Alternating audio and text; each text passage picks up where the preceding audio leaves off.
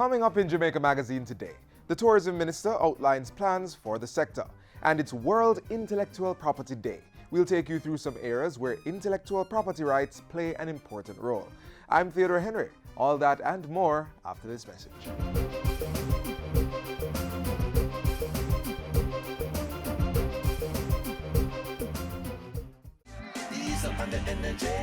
Did you know that since we started our Ease Up on the Energy campaign, that electricity use in government buildings has dropped by around 4,200 kilowatt hours per building per month?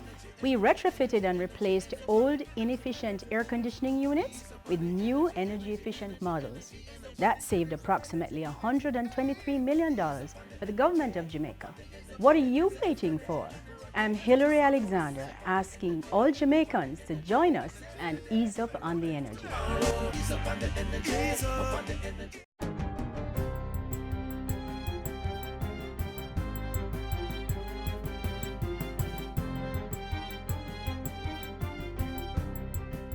Good day, I'm Stephen McHugh, and this is your GIS News for Wednesday, April 26. A comprehensive assistance program is to be implemented for persons affected by last weekend's trough, which caused flooding and land slippages across several parishes. That is, after the various government agencies and ministries submit their report on the full impact of the rains. While that is being done, the poor relief departments of the municipal corporations will provide post-event assistance where needed. The Ministry of Health has also been engaged to guard against any potential mosquito nuisance or waterborne diseases. In a statement to Parliament on Tuesday, Local Government Minister Desmond McKenzie said the most affected communities were in Clarendon, St. Thomas, Portland, St. Elizabeth, St. Mary, St. Catherine, and St. James. He revealed that preliminary road damage was estimated at $491.8 million, as the main road networks across 10 parishes were impacted. The estimated damage, Mr. Speaker, is some $352 million. The assessment of the municipal infrastructure by the ministry's technical team and the local authorities have so far revealed that damage estimated at a total of $139.8 million across 3 parishes: Clarendon, St. Elizabeth, and St. Thomas. The National Works Agency will work with the local authorities to address the damage. I wish to advise that the ministry will be reviewing the existing structure, particularly in the town centers and other urbanized areas of the country, to see where runoff capacity can be significantly expanded in the short to medium term, while there are other factors that can be cited as the cause of flooding. Mr. Speaker, there is no simple denying that the insufficient drainage capacity is a fundamental reason, and that the time has come to address the problems associated with rain events in a fundamental way. Government will be revising residential densities and issue new residential zoning standards. Minister without portfolio in the Ministry of Economic Growth and Job Creation, Darrell Vaz, says a note will be taken to Cabinet shortly to outline the strategies. Minister Vaz was making his contribution to the sectoral debate in Parliament on Tuesday. In making his argument for new zoning standards, he said a carrying capacity study would determine the development pressure on resources and provide a clear strategy for sustainable growth to support each area. Meanwhile, he says, 12 development orders had been issued with plans to complete those for Portmore and St. James within the financial year. It will support new existing businesses by informing investors and developers of the types and scale, magnitude of development that can be facilitated in a particular area. Government is expecting a 3% increase in Jamaica's gross domestic product for new economic activities under its 5-year pilot project for the Downtown Kingston Redevelopment Project. Portfolio Minister Darrell Vaz says the project has been rescoped and expanded to include a business park, boutique hotel, and business center, railway station, museum, and a waterfront entertainment park. He says groundwork for the project has started. The Jamaica Social Investment Fund will coordinate the project, while the Urban Development Corporation and the Kingston and St. Andrew Corporation will provide oversight guidance. Discussions to date include the OUR granting a 5-year experimental governance and regulatory framework with utility companies, partnership with Cornell University, the University of the West Indies, and ministries, departments, and agencies on the building of critical capacity through scholarship and community development. $34 million will be spent to build or upgrade 4 community parks by April 2018. The Social Development Commission, SDC, is to oversee the construction and operation of these facilities. The 4 community parks will be built in the parishes of St. Andrew, Clarendon, Hanover, and St. Thomas. Community parks and community centers are an important aspect of community development. The emphasis of the ministry and the SDC is to play a vital role in maintaining these facilities. Of the 4, the Tivoli Gardens Community Center will be upgraded. And work is soon to be completed at the Blenheim Community Center in Hanover, located close to the birthplace of national hero Sir Alexander Bustamante. Government says it will continue to engage its regional partners in efforts to promote dialogue and a peaceful resolution to the situation in Venezuela. Foreign Affairs Minister Senator Kamina Johnson-Smith says Jamaica, through its membership in the Organization of American States and CARICOM, has been promoting democracy and the rule of law. She is, however, quick to add that Jamaica adheres to the principle of non-interference as a matter of policy and does not seek to tell a government what to do in its domestic space. We have consistently maintained the position that Venezuela should engage with its own national stakeholders through an inclusive and mediated process with a view to peaceful resolution and to resolving their domestic challenges. Minister Johnson-Smith was speaking at a recent quarterly press briefing at her ministry. And finally, Prime Minister Andrew Holness has broken ground for the construction of an early childhood institution in Olympic Gardens, St. Andrew. The Olympic Gardens Infant School is to be built under a grant by the Chinese government in the amount of 43.12 million yuan. The project is as a result of 2 agreements on economic and technical cooperation between both governments. Prime Minister Holness, who is also Member of Parliament for the constituency, says the institution is very well designed and he has urged residents to protect the investment. So I want the community to protect what is going on here, to make sure that the project can finish on time, that the material that is here to build, builds here. Hebai Construction Group Company Limited will execute the construction on behalf of the government of the People's Republic of China. The National Education Trust is the project manager. The project is expected to be completed within 17 months of the commencement date. And that's it for GIS News Today. I'm Stephen McHugh. Thanks for watching.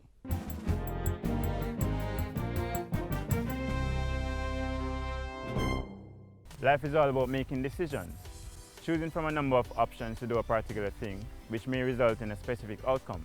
It can be difficult, but there are 4 things you can do to help make that decision. Stop. Check out what's happening and remind yourself to think before acting. Think. Make sure you're aware of the choices, all the advantages and disadvantages. Then think about the consequences. Act. Choose the best option and do something about it. Review. Finally, review what you have done and determine if it was good or bad. That way, you'll be in a better position to make the next decision, whether big or simple.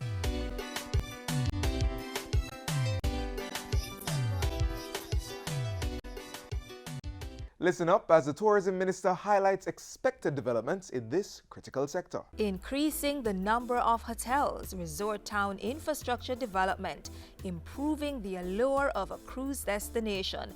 Those are the major plans of the tourism sector for the fiscal year 2017-2018.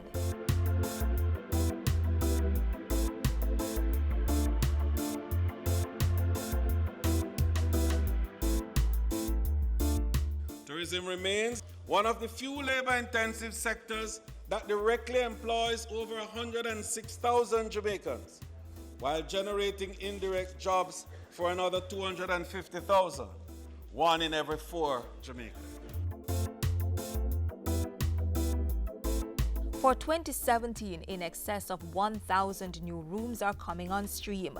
New developments include Azul Beach Resort, the Hideaway at Royalton and Royalton Negril Resort and Spa, Sandals Royal Caribbean Over the Water Villas, Breathless Resort and Spa, Spanish Court 2, and the R Hotel.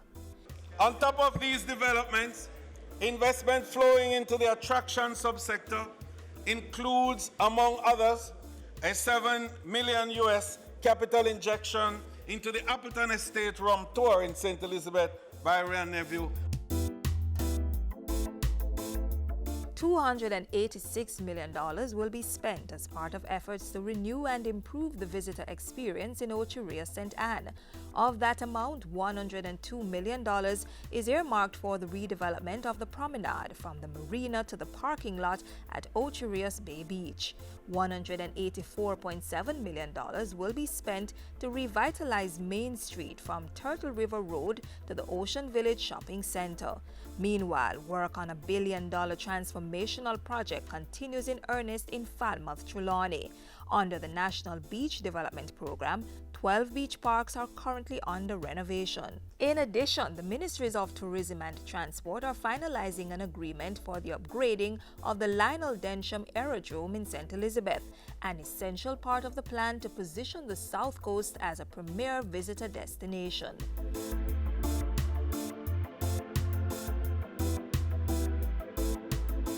As work continues to improve Jamaica's cruise appeal, the Port Authority is transforming Kingston's port into a world-class multi-purpose point of entry. The Reynolds Pier in Ocherias is being similarly renovated at a cost of $230 million.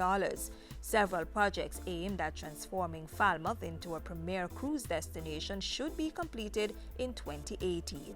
Jamaica has more attractions, more to offer the cruise passenger than any other destination in the Americas at this time.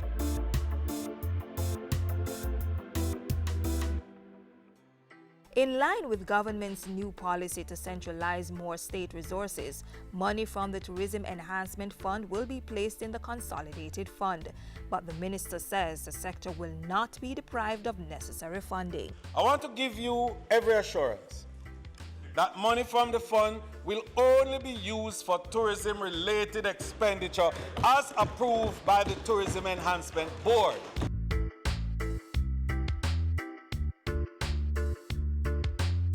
The Tourism Linkages Hub will this financial year roll out projects under its 5 networks.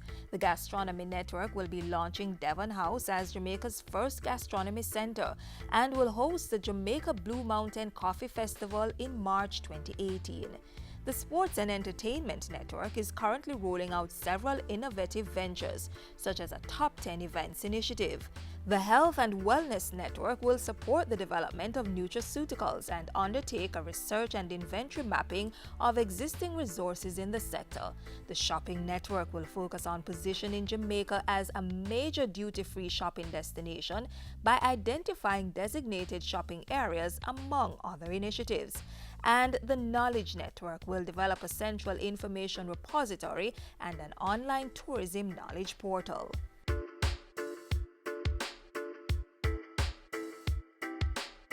In recognition of 2017 as the International Year of Sustainable Tourism for Development, Jamaica, through the Ministry of Tourism, will be hosting a major tourism conference.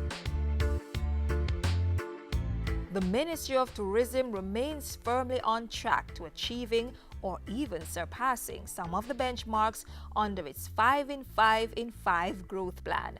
The projects planned for this year will help make that happen.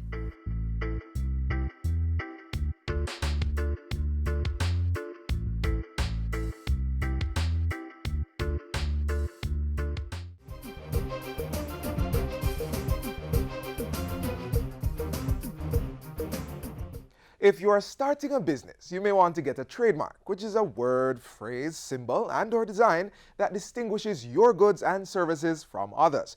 Consider it your brand. To register a trademark, an application has to be made at the Jamaica Intellectual Property Office, or JIPO. Before you can put that trademark to use, however, you will have to register the business. Here's how.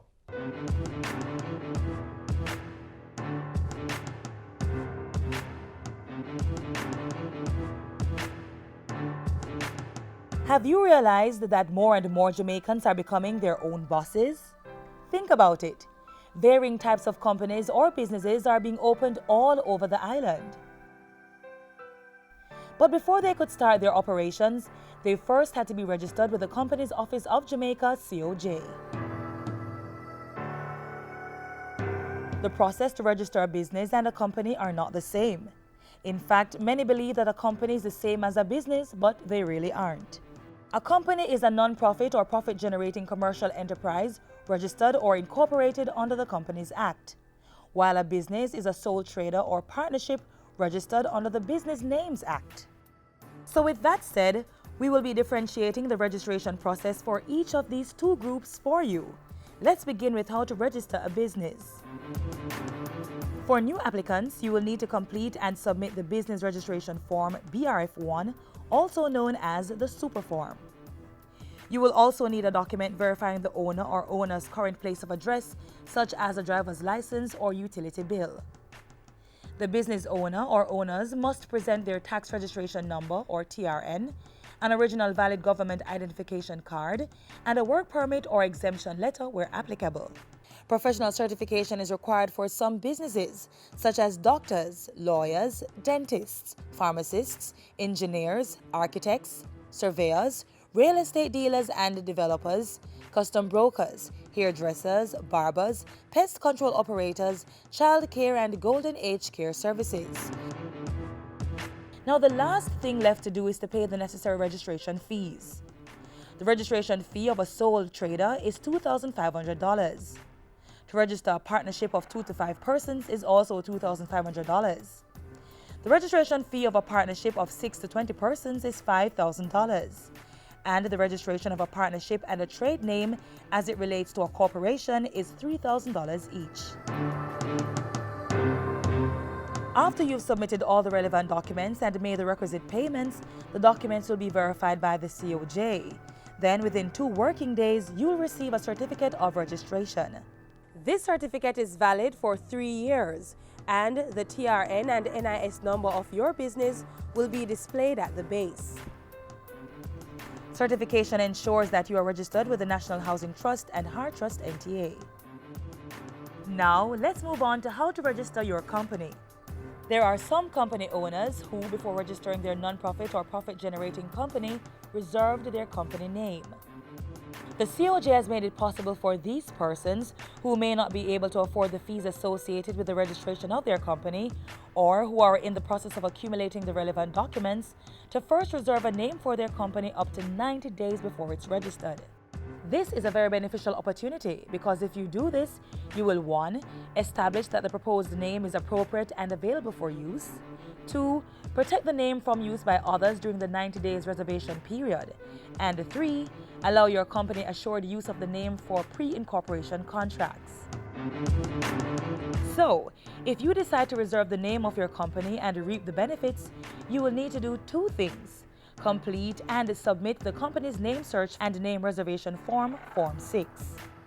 And when that's done, you'll be required to pay a fee of $500 for the name search and $3,000 for the name reservation. At the end of the process, you will receive a letter advising you of the reservation of your company name. But if you choose to go right ahead and register your company, there are a few things to do. First on the list, complete the Articles of Incorporation form. If you are registering a profit-making company, you will complete Form 1A. But if you are registering a non-profit company such as a church, charity, service club, or NGO, you will be required to complete Form 1B. When completing the forms, you should ensure they contain details such as the name of the company with the word limited added at the end, the core business of the company, the classes of shares and the maximum number of shares that the company is authorized to issue. For example, 1,000 ordinary shares. Restrictions on share transfers. Minimum and or maximum number of directors. Names and particulars of the proposed directors and the company secretary. Names of proposed shareholders, as well as any restrictions on the business that the company may carry on. For example, the company may not support any political party. All articles will attract a stamp duty fee. Stamping is done at the COJ. The second thing to do to register your company is to complete the Business Registration Form, BRF1, also known as the Super Form. On this form, you will be filling in the required information needed on the Principal Director, all other directors, the Company Secretary, registered office, and the projected start date. These details are now mandatory for the registering of a company. The Super Forms should be signed by all the directors of the company, as well as the person declaring the accuracy of the information submitted on the form. This person must present an original valid government-issued identification or a certified copy of a government-issued identification card on location. The final thing to do is to pay transaction fees. The cost for registration is $24,000, and there's a minimum of $500 for stamp duty. After you've gone through all the steps and made the requisite payments, COJ will verify the documents, and then you'll receive a certificate of incorporation within 5 working days. With the certificate of incorporation, you will also receive the company's TRN and NIS number.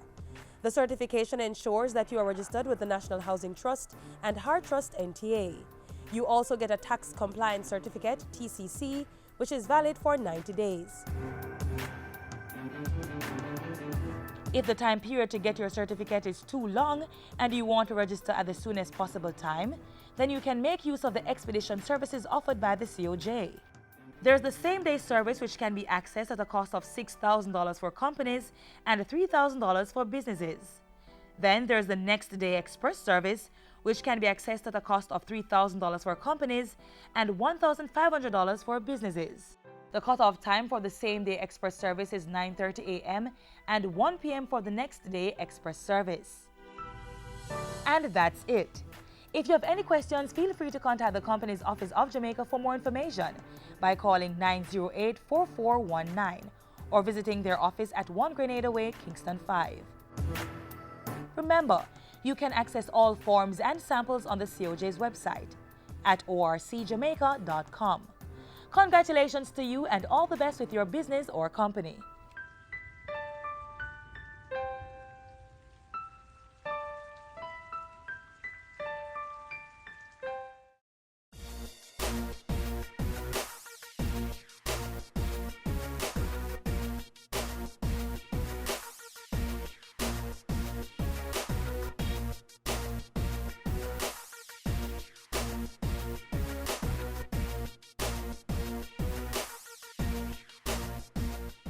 Jamaicans are no strangers to being praised and celebrated for our creativity, but it's also important that we are rewarded for this wealth of talent. Copyright allows for those persons who produce original artistic creations to benefit fully from their own work. Something you need to think of if you are considering a career in music management.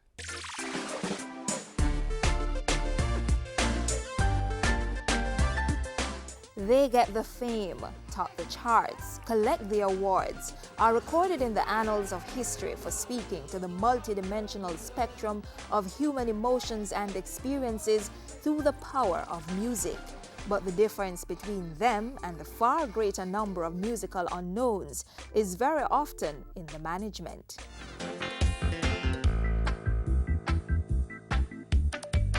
Eptones, Ken Booth, Delroy Wilson, Alton Ellis. I mean, you name them, they came through my hands at some stage or another.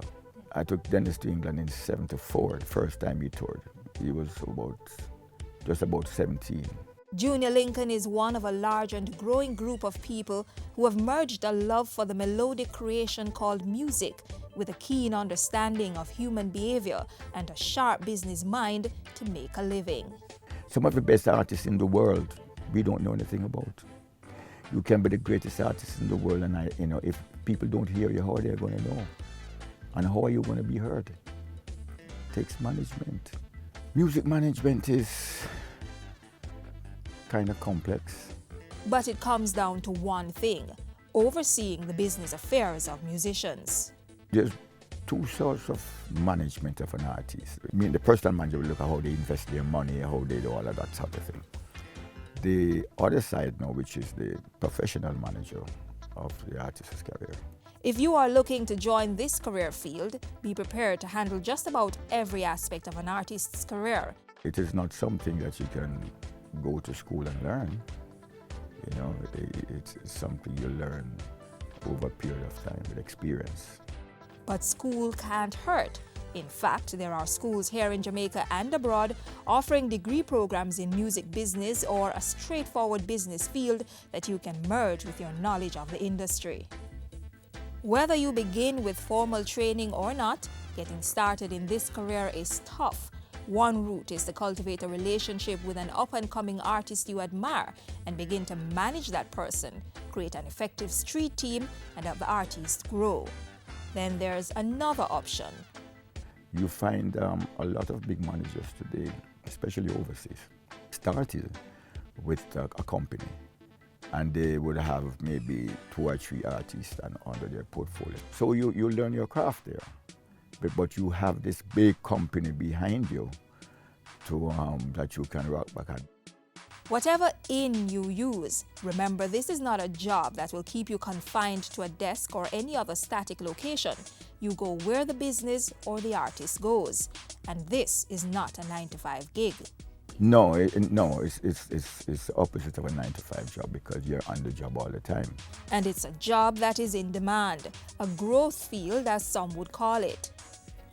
What you have to keep in touch with is the change. The changes that has come about in the business and continually doing so. There are some other intangibles to consider. Temperament is important. You know, it's cool when you have to be cool. Most of the time you have to be cool, but you have to be firm when you have to be firm. It takes man management. It means navigating the many moods of artists, plus all the people around them. I think we all know that people within the arts are a bit sometimes not so easy to deal with, for obvious reasons, you know. Very moody, you know, can be very strong in their thoughts and vision and whatever else. You know, there's got to be trust. There's got to be confidence, a whole lot of confidence in the management opinion and direction of that artist. The music manager must also understand how to navigate the transition from an unknown artist to someone with a following and further a national or international career. Once you get there, a very important part is to stay there. And management is very crucial to that because it's not just music anymore. You know, it's music plus.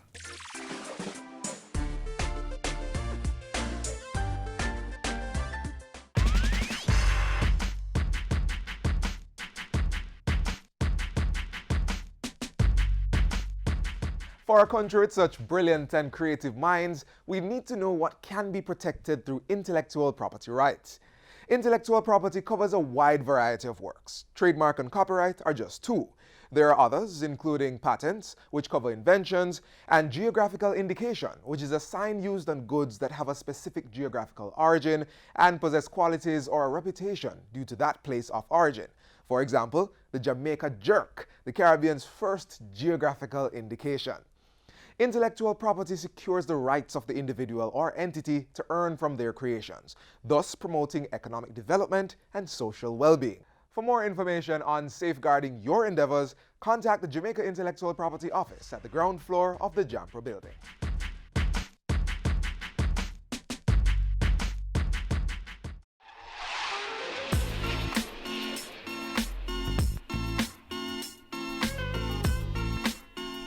Today's show has come to an end, but information from JIS is always at your fingertips.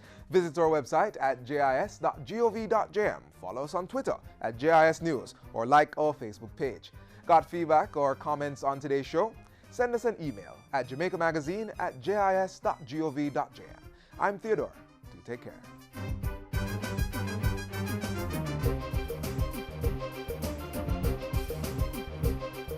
This has been a production of the Jamaica Information Service, the voice of Jamaica.